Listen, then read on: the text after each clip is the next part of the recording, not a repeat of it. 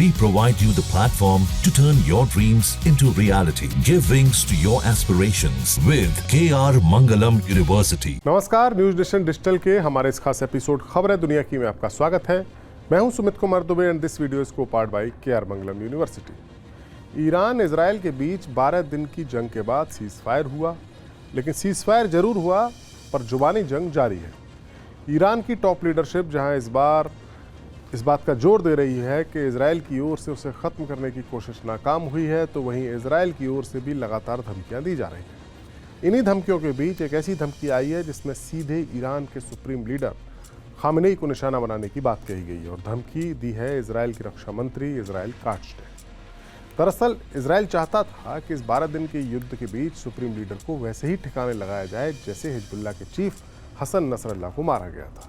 Israel ने कोशिश भी की थी लेकिन कामयाबी नहीं मिल सकी। लेकिन इजराइल अब भी इस कोशिश में लगा हुआ है। इजराइल काट्ज जो कि रक्षा मंत्री है, उन्होंने रविवार को इजराइल की एयरफोर्स के रेमन एयरबेस पर वहां पहुंचे और वहां इजरायली प्रधानमंत्री बेंजामिन नेतन्याहू के प्रेजेंस में उन्होंने कहा कि अगर ईरान की ओर से उनके देश को खतरा होगा तो फिर खामेनेई भी सेफ नहीं रहेंगे, हम उन तक भी पहुंच जाएंगे।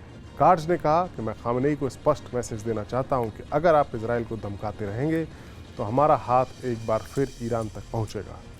इस बार ये और ज़्यादा ताकत के साथ होगा और इस बार हम आप तक पर्सनली पहुंचेंगे। ऐसे में हमें धमकी मत दो वरना तुम्हारा बहुत नुकसान हो जाएगा। काट्ज ने आगे कहा कि ऑपरेशन राइजिंग लाइन जो कि इजराइल ने शुरू किया था ईरान के खिलाफ उस 12 दिन के युद्ध में, तो उन्होंने कहा कि ऑपरेशन राइजिंग लाइन के दौरान हमारी एयरफोर्स ने शानदार काम किया।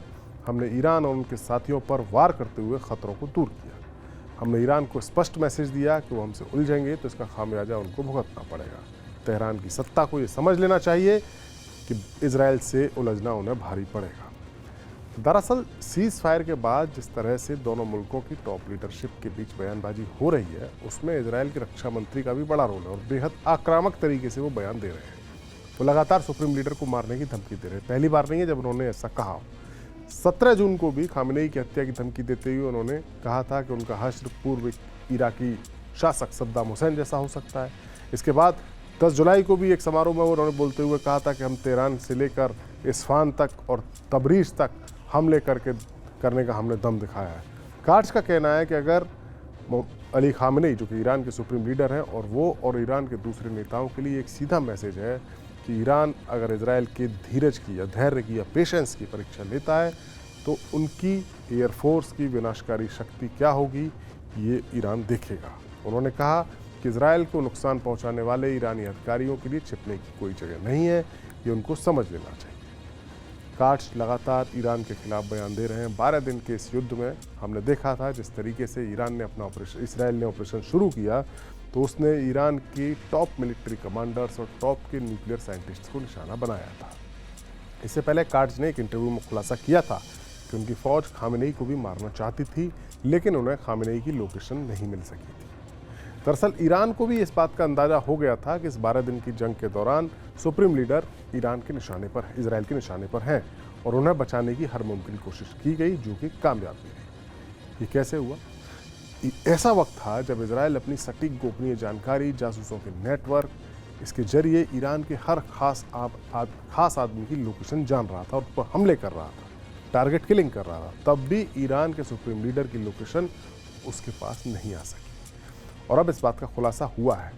कुछ दिन पहले जो इन 12 दिनों में खामेनेई को एक ऐसी महफूज जगह पर छुपे हुए थे जिसकी इजराइल को भनक नहीं लग सकी थी। ईरान रिवोल्यूशनरी गार्ड कॉर्प्स यानी IRGC के पूर्व कमांडर और खामेनेई की करीबी मोहसिन रजाई ने एक खबर बताई जिसके मुताबिक सुप्रीम लीडर एक बंकर में खुद पूरी जंग की मॉनिटरिंग कर रहे थे। इस दौरान खामेनेई ने पूरी सतर्कता बरती थी। ईरान की मेहर न्यूज से बात करते हुए रजाई ने ये बात बताई थी कि पूरी जंग में खामेनेई केवल 2 लोगों के साथ कांटेक्ट करते थे, एक आर्मी चीफ जनरल मुसावी और दूसरे ख़त्म अल अनबिया के चीफ अली शादमानी। 3 जून को इजराइल ने जैसे ही ईरान पर अटैक किया वैसे ही आर्मी ने उन्हें बंकर में छुपा दिया था। इसके बाद से खामेनेई ने बंकर से सीधे दिशा निर्देश दिए। कब हमला करना है, कैसे हमला करना है, इसकी जानकारी खामेनेई इन दोनों अफसरों तक पहुंचाते थे। इन दोनों अफसरों के अलावा किसी को भी खामेनेई की लोकेशन के बारे में एग्जैक्ट जानकारी नहीं थी। मीडिया रिपोर्ट के मुताबिक 13 जून को ईरान में टारगेट किलिंग के बाद ईरान के टॉप आर्मी कमांडर जब मारे गए तो खामनेई ने नए कमांडर्स नियुक्त किए। इजराइल को ये उम्मीद थी कि जब खामनेई नए कमांडर्स को नियुक्त करेंगे तो उनसे मिलेंगे भी, लेकिन खामनेई ने ऐसा नहीं किया और इसी बहाने उनकी लोकेशन ट्रेस करना चाहता था। कहा जा रहा है कि खामनेई को ये अंदेशा था कि अगर कमांडर्स उनसे मिलेंगे तो उनकी लोकेशन ट्रेस हो जाएगी। खामनेई ने इसी वजह से इन अधिकारियों से मिलने के बजाय दूर रहना प्रेफर किया।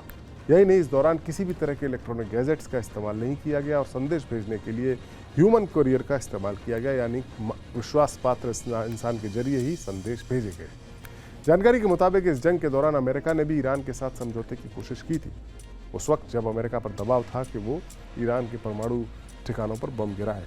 अमेरिका चाहता था कि एक बार उस हमला करने से पहले भी समझौता हो जाए, लेकिन उस समझौते को खामनेई की परमिशन नहीं मिल सकी, क्योंकि ईरान की सरकार के ज़्यादातर टॉप लीडर्स को भी नहीं पता था कि खामनेई की लोकेशन कहाँ है और वो ना उनसे कोई कांटेक्ट कर सकते थे। एक मीडिया रिपोर्ट के मुताबिक ईरान पर B-2 बॉम्बर से बम गिराने से पहले डोनाल्ड ट्रंप ईरान के सुप्रीम लीडर से बात करना चाहते थे, लेकिन खामनेई ने उन्हें तरजीह ही नहीं दी। दरअसल खामनेई को अंदेशा था कि बातचीत के बहाने भी उनकी लोकेशन को ट्रेस किया जा सकता है, लिहाजा उनकी लोकेशन एक सीक्रेट ही बनी रही। ईरान में सुप्रीम लीडर होने की वजह से खामनेई के पास बहुत सारे राइट्स हैं।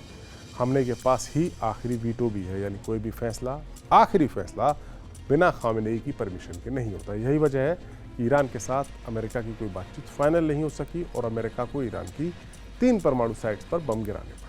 बम गिरने के बाद अमेरिका ने शांति की बात रखी। कतर में ईरान ने हमला किया, जो अल-उदैद अमेरिका का एयरबेस है, वहाँ हमला हुआ और उसके बाद सीज फायर हुआ। ये कहानी हम सब जानते हैं। इजराइल सीज फायर के बाद भी खामनेई की जान का दुश्मन बना हुआ है। इस तरह के बयान से आपको इस बात का अंदाजा लग जाएगा जो इजराइल काट्स ने दिया है, रक्षा मंत्री ने। अब जंग भले ही नहीं हो रही हो, लेकिन इजराइल के एजेंट्स खामनेई की लोकेशन पता करने में लगे। शायद यही वजह है कि खामनेई अब सार्वजनिक तौर पर ज़्यादा नजर नहीं आ रहे हैं। हमारा वीडियो आपको कैसा लगा, कमेंट सेक्शन में जाइए और अपनी राय हमें ज़रूर दीजिए। नमस्कार।